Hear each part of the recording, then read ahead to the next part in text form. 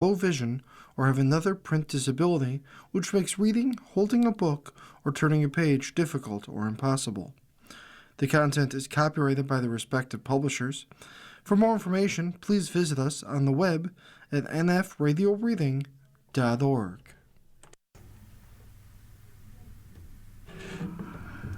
Dzień dobry.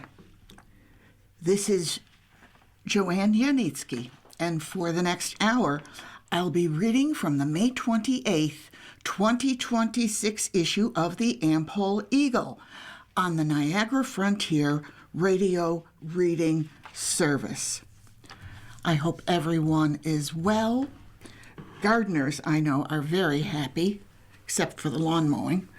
And just a quick reminder, paper, pencil, recorder, anything for phone numbers, emails, web pages, and the occasional recipe, although I scrolled through quickly and I didn't see any recipes this week. So let's move right along here. We have PAC raises over $15,000 to advance landmark designation efforts for St. Stan's campus. Photograph of St. Stan's and those two beautiful spires that look like they reach to the heavens. The Polish American Congress Western New York Division announced that it has successfully raised more than $15,000 through a combination of GoFundMe donations and direct community contributions to support efforts aimed at securing both New York State and federal landmark designation status for the historic St. Stanislaus Bishop and Martyr Church and its surrounding campus. The funds will be used to retain professional consultants and historians who will conduct comprehensive research, prepare required material, and develop formal applications for submission to the appropriate state and federal historic preservation agencies. Quote, "This overwhelming show of support demonstrates the deep love and commitment our community has for St. Stanislaus Church and its legacy," says James L. Lewicki II, president of the Polish American Congress Western New York Division. He continued, "The church and its campus are not only sacred places of worship, but enduring symbols of Polish heritage, faith, sacrifice, and the immigrant experience in Buffalo and through Western New York." Founded in the 19th century, St. Stanislaus Church has long been regarded as the mother church of Polonia in Western New York and remains one of the most architecturally and historically significant Polish-American churches in the region. Supporters believe landmark designation would help preserve the campus for future generations while recognizing its important role in the history of Buffalo's Polish-American community. In addition to preserving the historical integrity of the church and campus, achieving state and federal landmark designation status would also open the door to preservation grant opportunities and funding programs that can assist with future maintenance, restoration, and conservation efforts. Preservation advocates believe such funding opportunities are essential to helping safeguard the long-term future of the historic campus. Lewicki said the fundraising campaign drew support from individuals across the country, including parishioners, preservation advocates, members of Polonia organizations, and community supporters who recognize the importance of preserving the site's historic and cultural significance. Consultants retained through the initiative are expected to begin the research and application preparation process in the coming months. The landmark applications will focus on the church's architectural significance, historical contributions, ethnic heritage, and long-standing role within Buffalo's cultural landscape. The Polish-American Congress Western New York Division expressed gratitude to all donors and supporters who contributed to the campaign and emphasized that additional preservation and restoration efforts will continue as the project moves forward. Kazimierz Bukowski, World War II veteran, 102 years old, attends Memorial Day tribute. There are photographs. A photograph of Post Commander Mark Wayfritz welcomes Kazimierz Casey Bukowski, and the photo is courtesy of AMVET's Post 72 Facebook page. And then there is another photograph. Chopin Singing Society member Ted Bieniek chats with Casey Bukowski, and that photo is courtesy of Chopin Singing Society. Ted has his Chopin Singing Society trademark red jacket on. Casey, in both photographs, is wearing a baseball hat with many pins on the cap. Can't tell where they're from, but it's the kind of pins that you often see people trading. And he's got some sort of leather jacket on, but I can't make out the insignia or the lettering or anything. But I have to wonder if it's the original jacket that he wore during World War II. The Captain Charles Schunstrom AMVET's Post 72 in West Seneca held its annual Memorial Day ceremony on May 25th, 2026, with a very special guest in attendance. Post Commander Mark Wayfritz introduced Kazimierz Casey Bukowski, an Army Air Corps veteran of World War II, who is 102 years of age and was in attendance at this special ceremony. Bukowski served as a waist gunner on a B-17 as part of the 8th Air Force, 381st Bomb Group, 532nd Bomb Squadron, based in Ridgewell, England. He flew 16 missions over Germany, and on his last mission was shot down on February 22, 1944.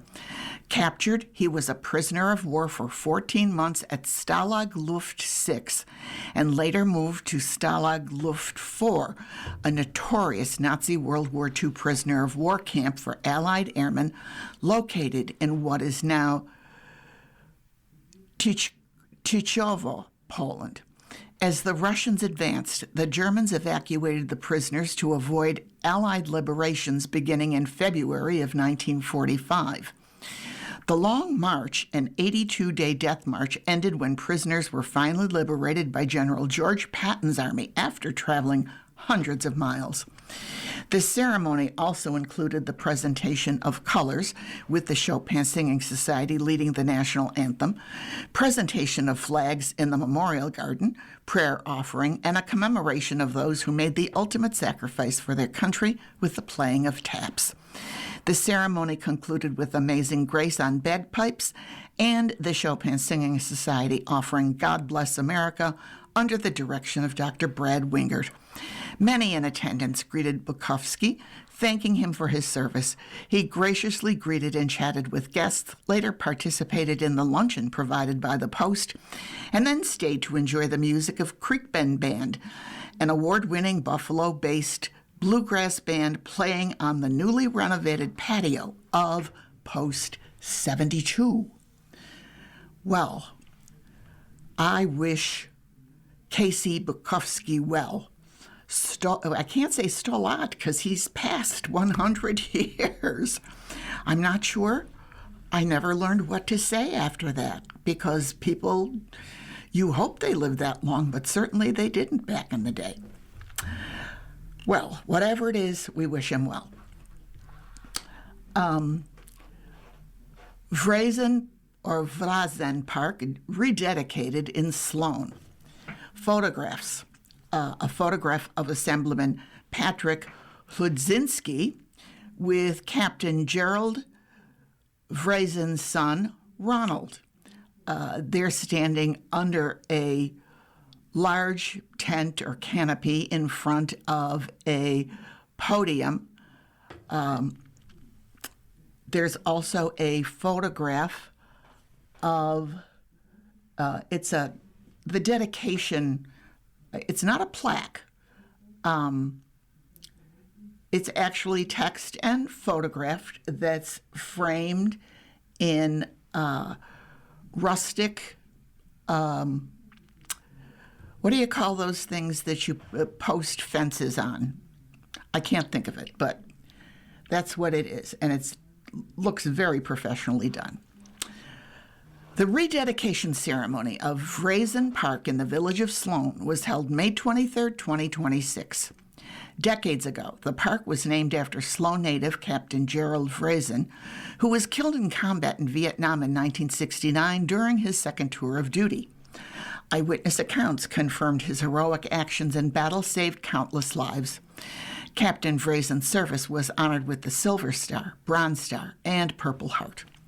143rd District New York State Assemblyman Patrick Hludzinski, also a decorated veteran who served in Operation Iraqi Freedom, spearheaded the rededication effort, which included the installation and unveiling of new signage commemorating Captain Vrazen's service.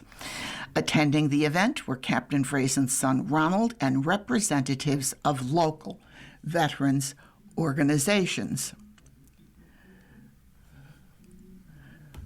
Let's go to Polish news bites. Poland confronts wave of hoax emergency calls. Polish authorities are intensifying efforts to combat a surge in false emergency reports after a hoax fire alarm targeted an apartment linked to the family of President Karol Nawrocki. Emergency responders forcibly entered the Gdansk property after receiving reports of a blaze, only to discover that the call was fraudulent. Prime Minister Donald Tusk described the incident as part of a broader campaign of, quote, telephone provocations, end quote, threatening public safety and state institutions. The government convened an emergency meeting involving the Government Security Center and Interior Ministry officials to examine how emergency services verify threats and dispatch resources. Officials warned that repeated false alarms can divert firefighters, police officers, and medical personnel away from genuine crises. Investigators are now tracing the origins of the calls and examining whether organized actors or foreign-linked networks may be involved. The incident comes amid heightened security concerns in Poland due to regional instability connected to the war in neighboring Ukraine and continuing fears of hybrid attacks targeting infrastructure and public confidence. U.S. signals expanded military presence in Poland. The United States has announced plans to deploy an additional 5,000 troops to Poland, reinforcing NATO's eastern flank amid continuing tensions with Russia. The decision follows earlier uncertainty surrounding a delayed deployment of American armored forces and has been welcomed by officials in Warsaw as evidence of strong bilateral defense ties. President Donald Trump said the additional forces would help strengthen deterrence in Central Europe and reaffirm Washington's commitment to Poland's security. Polish leaders, including Prime Minister Donald Tusk and Defense Minister Władysław Kosiniak-Kamysz, emphasized that the country remains one of NATO's most reliable military partners and among the alliance's highest defense spenders relative to GDP. The troop announcement comes as Poland continues to modernize its armed forces, expand border defenses, and deepen cooperation with NATO allies because of the war in Ukraine and repeated concerns over Russian military activity near the alliance's eastern frontier. Analysts note that Warsaw has increasingly positioned itself as a critical logistics and security hub for the region. Questions remain about whether the new American deployment will be permanent or rotational.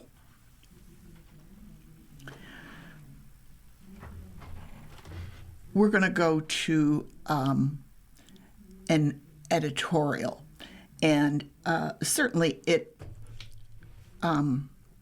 repeats a little bit about the article that I read about St. Stan's preservation.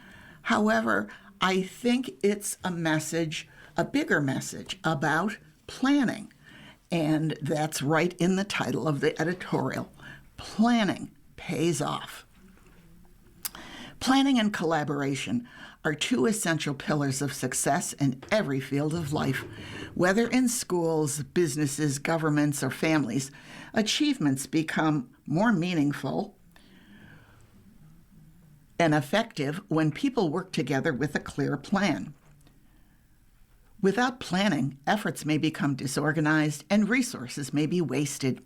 Similarly, without collaboration, even the best plans can fail because no individual possesses every skill or idea needed to solve complex problems. With that in mind, we are pleased to report on the rapid success of the campaign by the Polish-American Congress Western New York Division to raise funds in support of efforts to secure both New York State and federal landmark designation status for the historic St. Stanislaus Bishop and Martyr Church and its surrounding campus. The PAC has shown that if you prove direction and purpose, plans can come to fruition. It helps people set goals, manage time wisely, and prepare for challenges before they arise. We realize that this fundraising effort does not secure landmark status for the St. Stanislaus campus, but it does indicate that the community will quickly support an effort that is clearly defined and in the best interest of Polonia. The PAC has also indicated it is not only willing to reach out to the community, but it has also shown it appreciates the value of collaboration. As is evident by the successful Polish-American events in the past couple of years, those that involve the collaboration of 2, 3, or more organizations have met with remarkable success. The success of our organizations provides Polonia with a wealth of choices. We do wish, however, that Polonia's calendar might be consulted to avoid too many events on the same day. Next Sunday is the annual Corpus Christi procession on the east side, Sgraffito and Sonata at Assumption Church in Black Rock, and the Kalina Singing Society's 125th anniversary luncheon. They are all worthy events that, unless you are a proponent of cloning, and we are not, it is not possible to attend them all. So keep planning and keep an eye on the calendar. Well, I must say, that was a very, very thoughtful editorial. And the business about checking calendars is so true. I've been involved in planning many special events over the years, and you have to look and see what other organizations are doing and when they're doing it. Why do the same kind of event that somebody else is going to do the week before you or the week after you? Either collaborate, plan, so that you don't do the same thing too close together. Just my take. Okay, let's take our first break. You are listening to a reading of articles and features from the Am-Pol Eagle on the Niagara Frontier Radio Reading Service.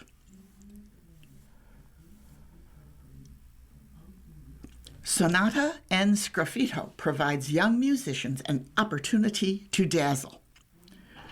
The Polish Arts Club of Buffalo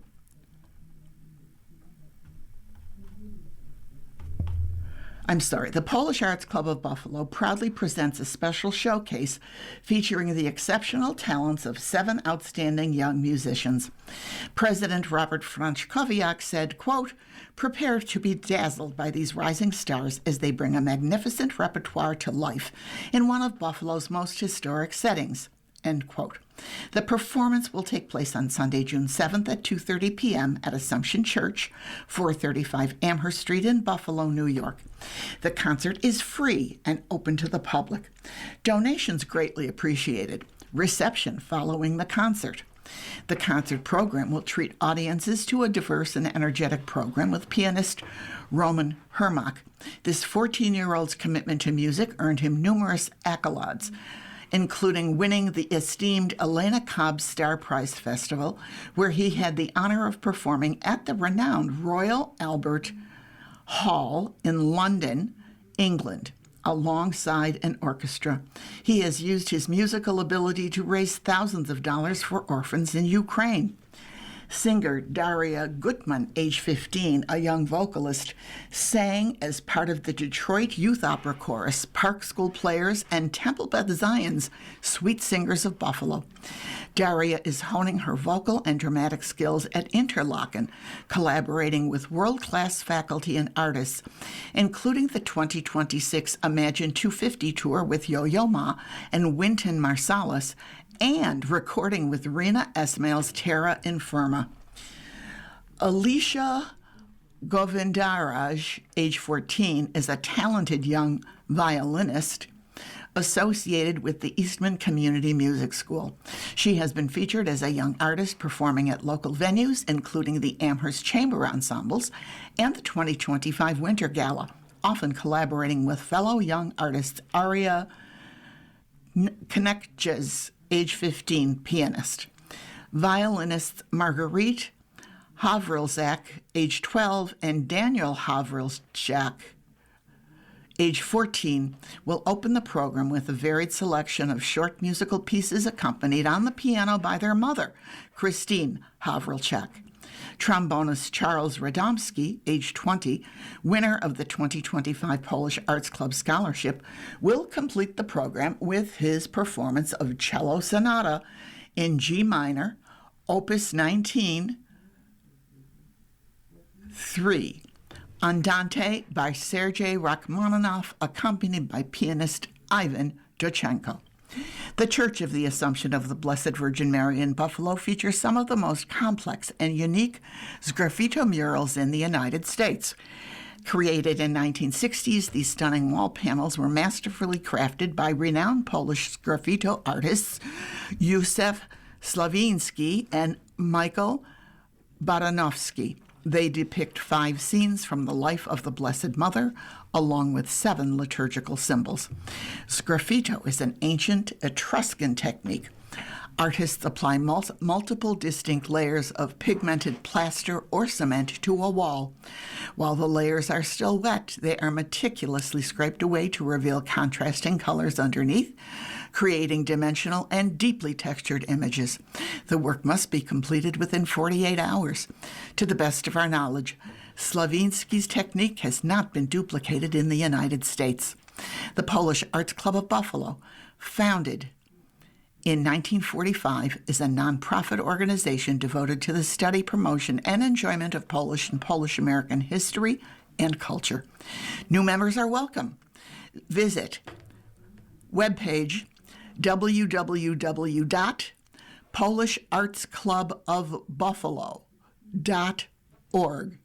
I'll do it again, no space between Polish Arts Club of Buffalo. So here we go, www.polishartsclubofbuffalo.org. Okay, let's bump over to Polonia's calendar. Sunday, May 31st, the 2026 Derek Kaczorowski Memorial College Scholarship Deadline. You still got just a couple of days. Contact Jim Kaczorowski at email address jejkaz@yahoo.com.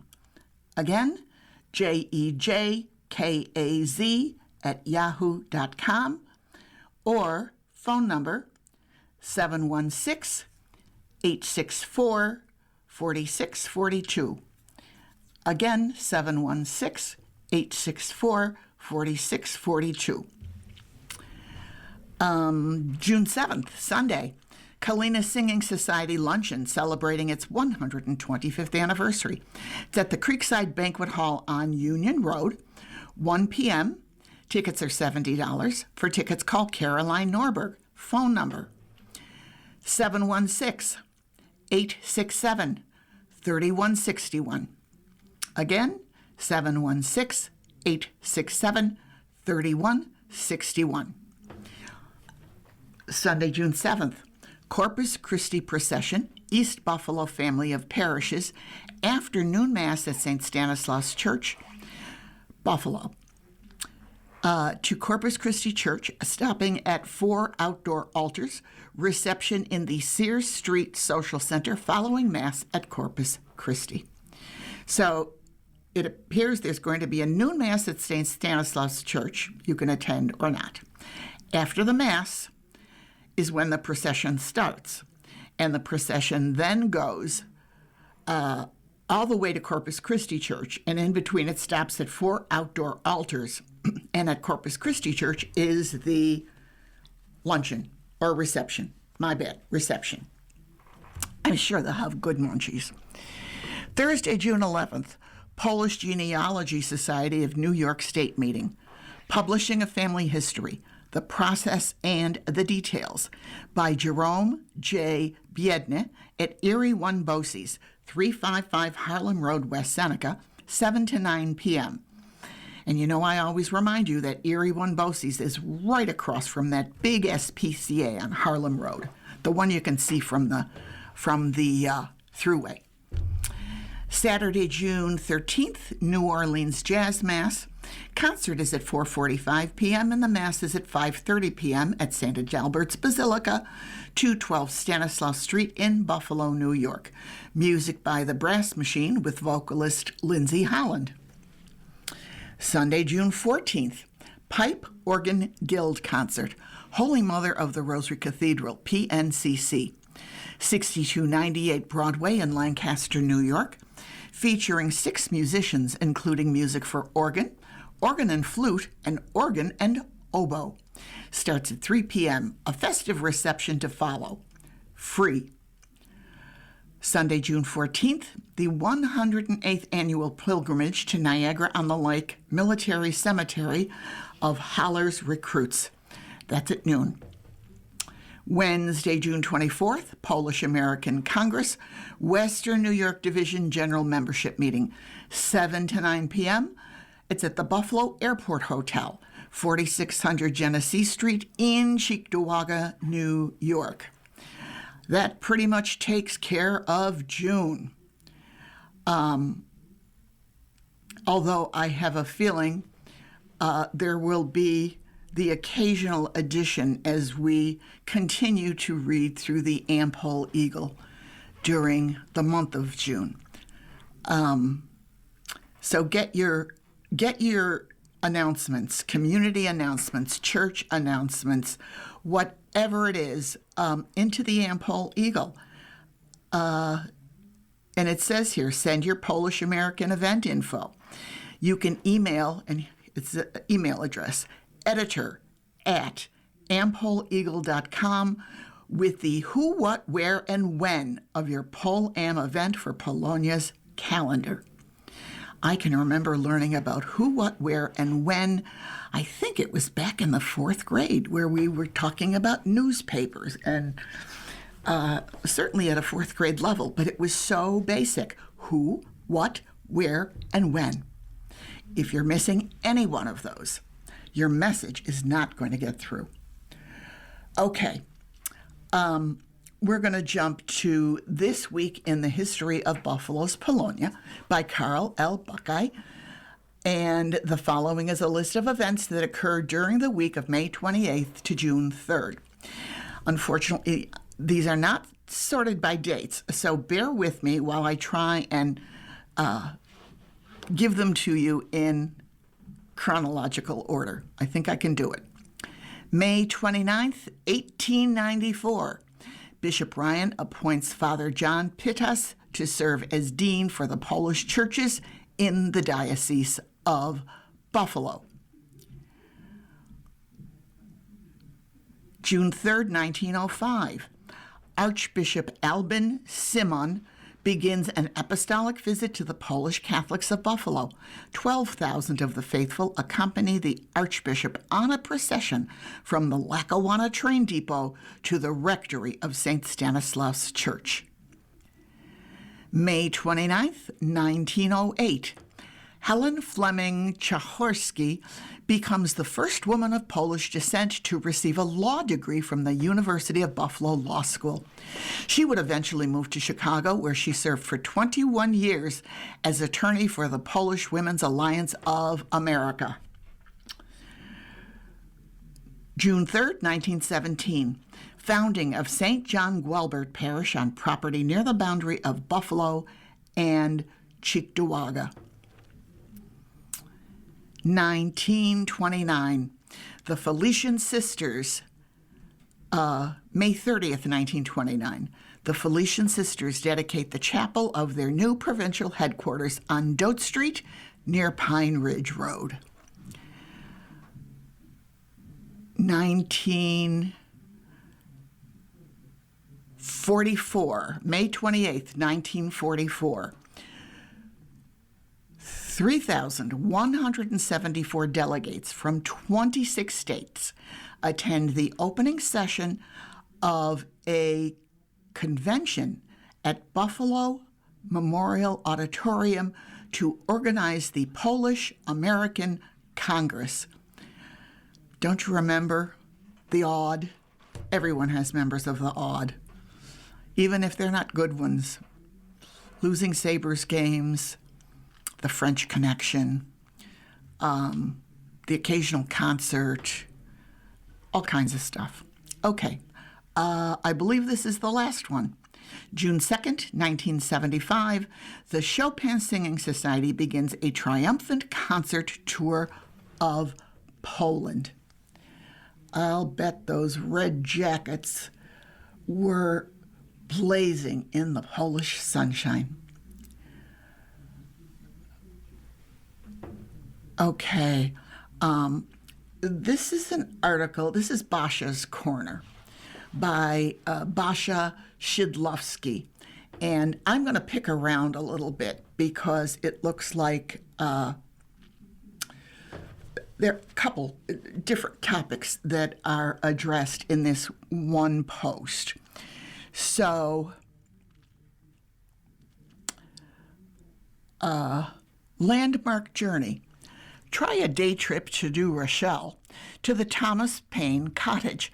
Located at North and Paine Avenues, two structures stand in honor of Thomas Paine, English-born political agitator and writer whose pen wielded great influence in initiating the drive for American independence and in winning the Revolution. One of these is the Thomas Paine Cottage, built on a 300-acre farm given to him by the state of New York in recognition of his revolutionary services, where Paine lived intermittently from about 1803 to 1806. The cottage is maintained by the Huguenot and Historical Association of New Rochelle as a museum and headquarters. Among a number of Paine items there is a stove presented to him by Benjamin Franklin. Nearby is the much larger Paine Memorial Building erected in 1925 by the Thomas Paine National Historical Association, with extensive exhibits of Paine's writings and personal belongings. There, too, is the Huffland Library with numerous books, prints, and maps dealing with Westchester County and Paine. Much material concerns the many honors bestowed on the author of Common Sense and The Crisis, American Revolution pamphlets, and also Paine's letter writings in the period of controversy and bitterness that shadowed his last years. The cottage and the memorial building are open daily except Mondays. There is no admission fee. For additional information, got a web page, www.thomaspainecottage.org. Thomas Paine Cottage, no space, .org. New Rochelle, New York, in Westchester County is I don't know if that would be a day trip because it's probably about a 5-hour drive to get there. But it's a lovely area, and I like finding these little out-of-the-way things like, who knew that Thomas Paine's cottage was in New Rochelle? I'm sure there's lots of other fun things to do in the area that just you'll bump into and have a grand time. So I'd give it a 1 overnighter, but that's just me. Okay. Curious. Have you ever thought, how often does the century plant bloom?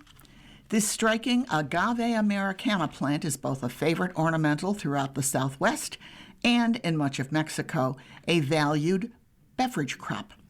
With its tall, straight flowering stalks, it suggests an exotic miniaturized fir tree. From its flower rosettes, the Mexicans extract a sap, which, when fermented, yields the drink pulque, a fetid, milky intoxicant, which in much of rural Mexico performs the same social service that muscatel does on the Bowery, a related species that leads mezcal, a more fiery form of the drink. Let's take our next break, and then I've got one more little tidbit in this post. You are listening to a reading of articles and features from the Am-Pol Eagle on the Niagara Frontier Radio Reading Service. Now, you never know when this little tidbit could come in handy at a trivia game or something. And there is a little black and white photograph, and, come to think of it, I don't even know if they have these anymore. They used to be everywhere. And it's a photograph of the barber's pole. The image is from Adrian from Pixabay. The barber's pole, the candy-striped pole in front of the local barber shop, dates back to 5th century Rome, when barbers were also surgeons. They treated wounds, pulled teeth, and bled patients. The white in the pole represents bandages, the red the blood. Attached to many poles in early England was a brass basin, which represented the bowls used to catch the blood during letting. Barbers performed bloodletting chores right through to the 16th century. Ultimately, thank goodness, surgeons took over their rightful practice, and the brass bowl began to disappear from the barber's pole. However, the red and I think we've lost it because it just stops there. I remember that the barber's pole candy cane stripe turned, and if you stared at it long enough, you could get a little dizzy. I'm not saying how I know that. Okay, the visual history of Polish Chicago. It's the text on a photograph, and the photograph is of a very old portable television that's on it's on an aluminum stand. And the source is Czesław Kowalkowski Film Collection. Let's see what this is all about. The Visual History of Polish Chicago, a lecture and screening by Professor Agata Zborowska, will be held at Dwell Studio Chicago, 7449 West Irving Park Road in Chicago, on Wednesday, June 3rd, 2026. Zborowska says, quote, with this visual essay, combining screenings of newly collected archival films with live narration, I explore the possibility of and sketch a framework for a new visual history of Polish Chicago. The presentation draws on a unique collection I've been building since 2024, comprising more than 2,000 amateur films and home movies preserved by over 50 individuals and families.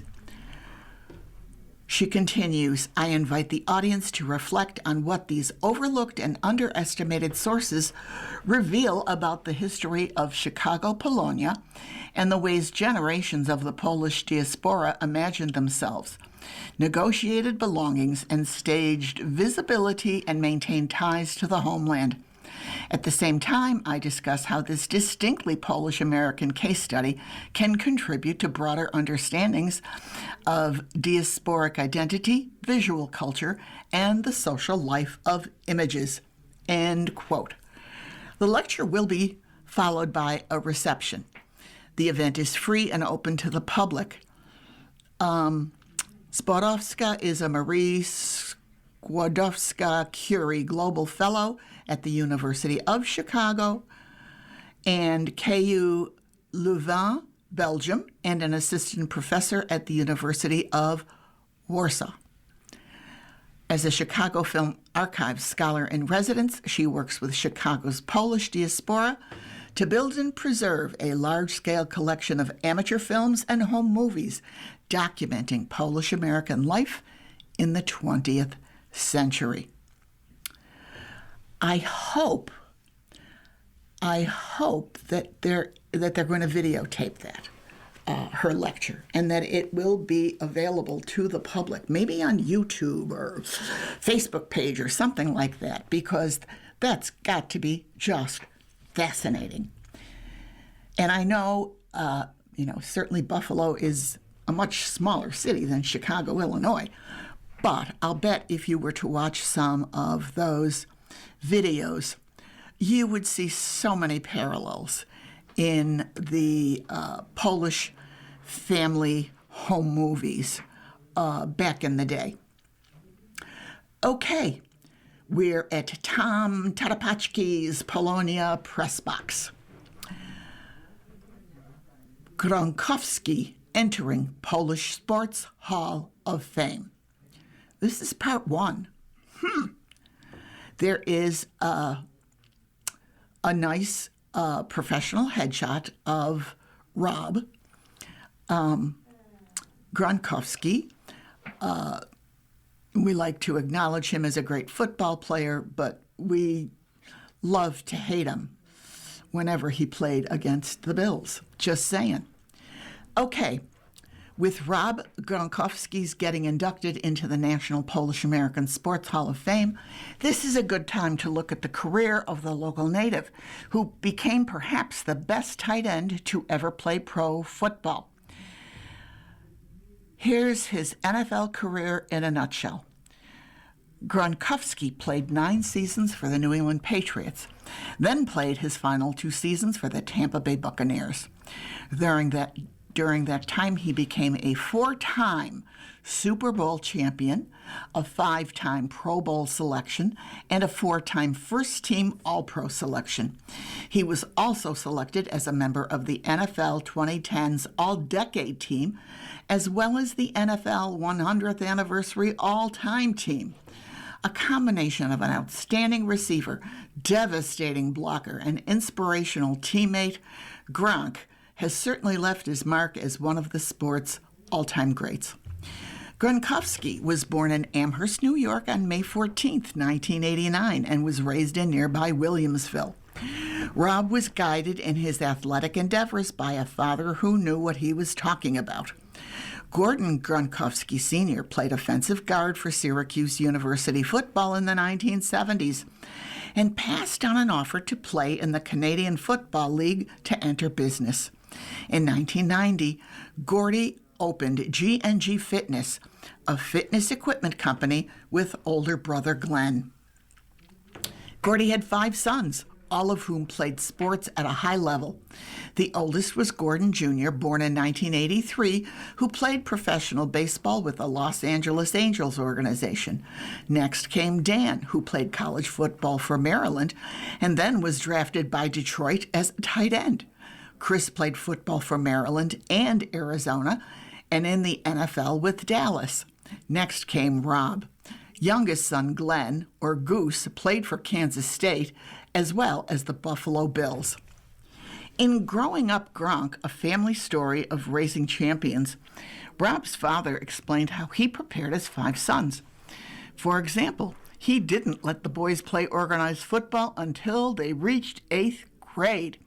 He started the boys lifting weights out slowly and with careful supervision, using light weights and strict form. He and his wife also made sure they ate wholesome meals, spending around $600 a week on groceries. Gordy Sr. taught his sons goal setting, visualization, and mental toughness. He didn't push his sons. He didn't have to. They were very competitive with one another, whether playing sports or lifting weights. Though all of the boys did well with athletics, Rob was the freak of the group, and freak is in quotes. Quote, watching him in high school, he was so much bigger, so much stronger, so much faster than everybody else, recalled Chuck Swirsky, the varsity basketball coach at Williamsville North. Whether it was shattering a backboard, throwing a baseball in the 90-mile-per-hour range, or scoring 9 goals in a hockey game, Rob was clearly a special athlete. Gronkowski played hockey, baseball, and of course football.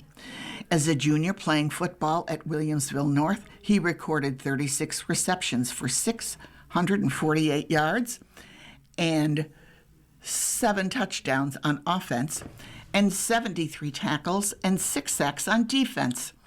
He was named All-Western New York First Team and All-State Second Team. High school athletes in Western New York don't get a lot of attention, and Rob didn't either, until he left Williamsville North for Woodland Hills High School near Pittsburgh. Gordy Sr. had separated from his wife and was living in that area, overseeing store construction in Pennsylvania. However, some of Woodland's opponents weren't happy that they were adding Rob, then ranked the second-best high school tight end by some scouting services. They protested the move, pointing to a provision in the rules that prevented a student-athlete from transferring to another school for athletic reasons. Rob was initially deemed ineligible, but that ruling was challenged and later overturned. Rob earned numerous honors, including Super Prep All-American during his senior year in high school. That attracted the attention of recruiters from many major college football programs, but he opted to go to Arizona. Playing for the Wildcats, he earned all-conference honors his second year. However, he underwent back surgery after his sophomore season and then sat out his junior year.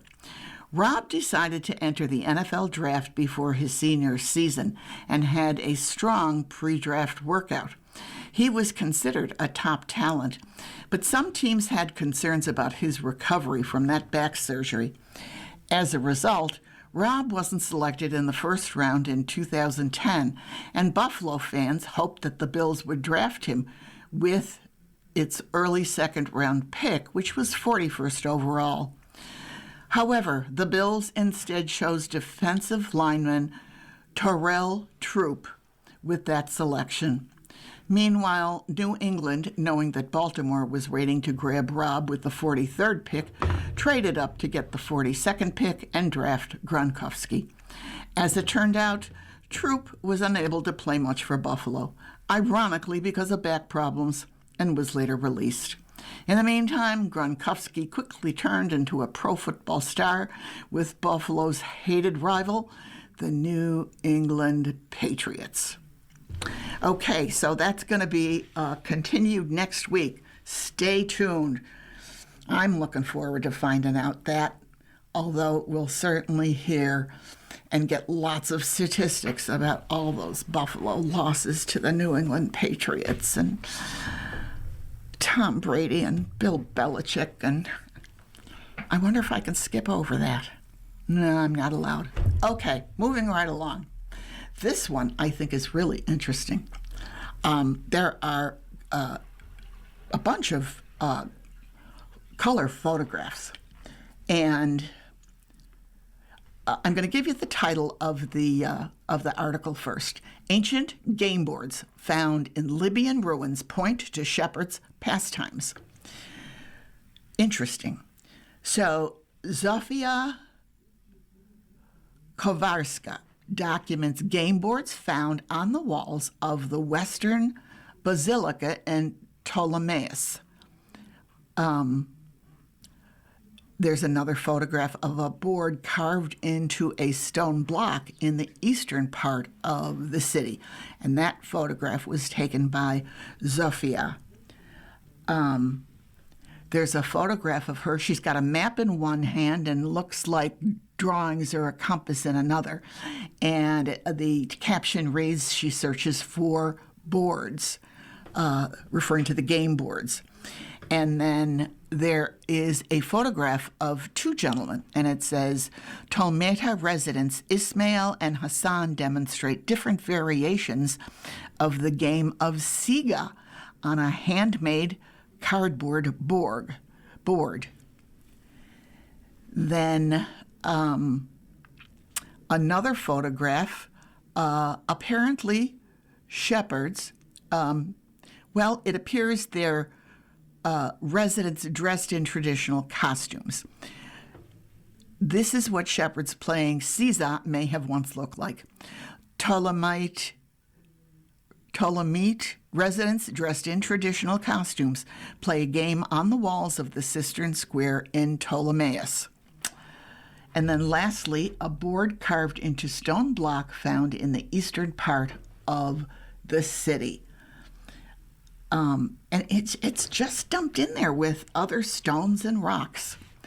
Just amazing. We're going to take our last break, and then I'm going to read that post. You are listening to a reading of articles and features from the Am-Pol Eagle on the Niagara Frontier Radio Reading Service. Polish researcher documents carved board games by Ewelina Krajcinska-Wujek. Archaeologists working in the ancient Libyan city of Ptolemais have uncovered more than 100 carved game boards on ruined stone walls and blocks, evidence that generations of shepherds likely passed the time playing games similar to checkers and tic-tac-toe while grazing animals. The discoveries were made during renewed excavations at Ptolemais, one of the largest ancient Greek cities in Cyrenaica in present-day northeastern Libya. Researchers from the University of Warsaw resumed work at the site in 2023 after a break of more than a decade caused by the Libyan civil war.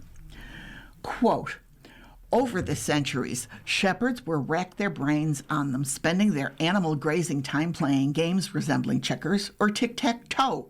Zofia Kowarska, an archaeologist with the Faculty of Archaeology at the University of Warsaw, told PAP. Kowarska, known on social media as archaeologist Zosia, has been cataloging boards used for the traditional game Siga, S-E-E-G-A, or Sija, S-I-J-A, which has variants across Africa and the Middle East, including forms related to Mancala. Quote, when I began my research, I thought I would find only a few copies of boards, but after a few days I had over 100, and this is not the end, as we will continue our research. The boards carved on the ruins suggest that these games were a fairly common pastime. Sometimes we find a dozen, even 20 or 30 boards next to each other in one place, she said. The boards consist of small circular grooves arranged in square or rectangular patterns. Common layouts include 3x3, 5x5, 6x6, and 7x7 grids, as well as rectangular 4x6 patterns. The carvings ranged from about 15 centimeters to several dozen centimeters across. Researchers believe the boards were carved after the ancient city had already fallen into ruin. Many are located on elevated sections of buildings and corners overlooking open land. Anything could be used to play as long as the pieces were different. You could use stones, pieces of ancient pottery, seeds, glass fragments, or plastic bottle caps, the archaeologist said. Ptolemais was founded by Egyptian rulers who controlled Cyrenaica in the late 4th or 3rd century BCE and remained inhabited until the Arab conquest in the 7th century CE. The ruins are located near the modern Libyan town of Tolmeta. And this is from Science in Poland. www.scienceinpoland.pl. I keep forgetting to go to their website and checking it out. Okay, I'm going to go to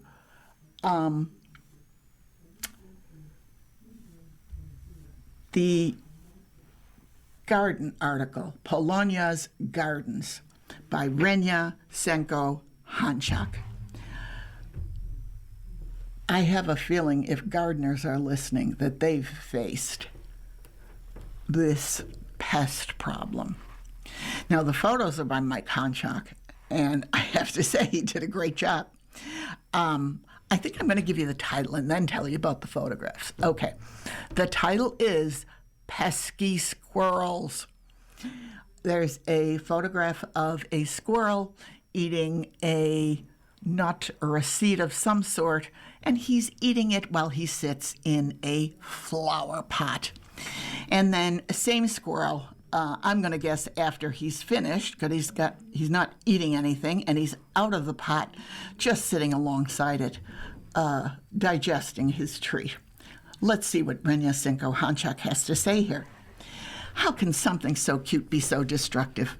I enjoy watching the squirrels perform their acrobatics as they spring between the limbs of my oak tree. The speedy chipmunk peeks out of its burrow before dashing across my patio. But enough is enough. Finding my freshly potted plants and the young shoots in my garden dug up is frustrating and costly, to say nothing of the pounds of birdseed that these bandits have snuck away with.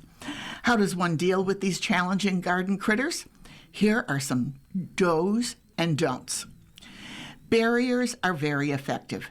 Chicken wire, mesh, and screens prevent them from digging. Specially designed bird feeders that close with the squirrel's weight are good choices. Hot spices like cayenne pepper discourage squirrels. It gives them an unpleasant burning sensation when they try to feed. Adding it to birdseed does not affect the birds.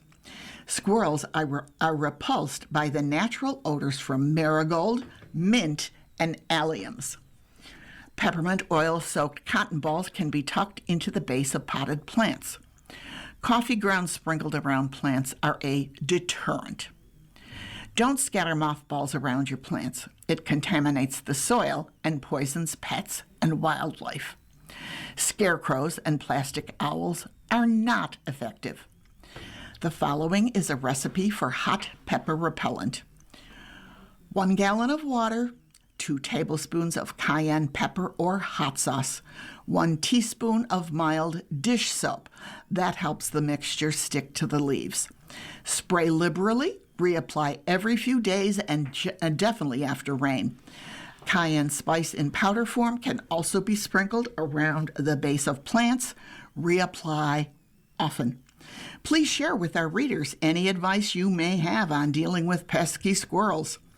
Contact us at editor@ampoleagle.com or mail to Polonia Gardens, care of Am-Pol Eagle, 3620 Harlem Road, Cheektowaga, New York, 14215.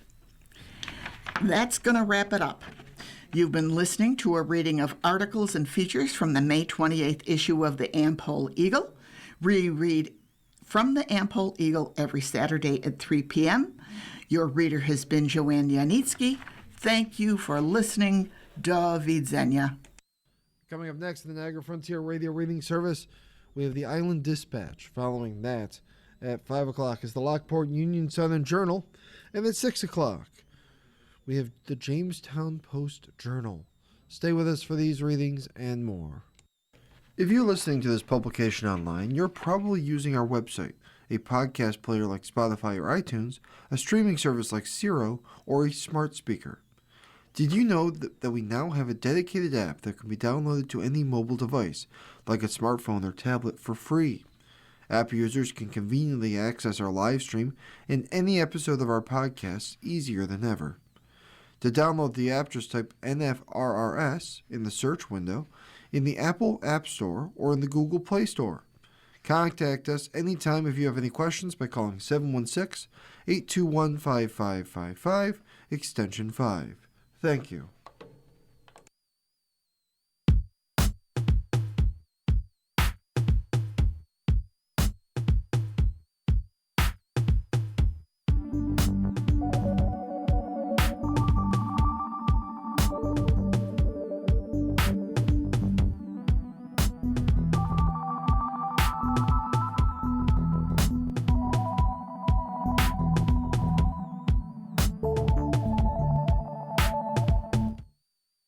The following program is intended for listeners who are blind, have low vision, or have another print disability,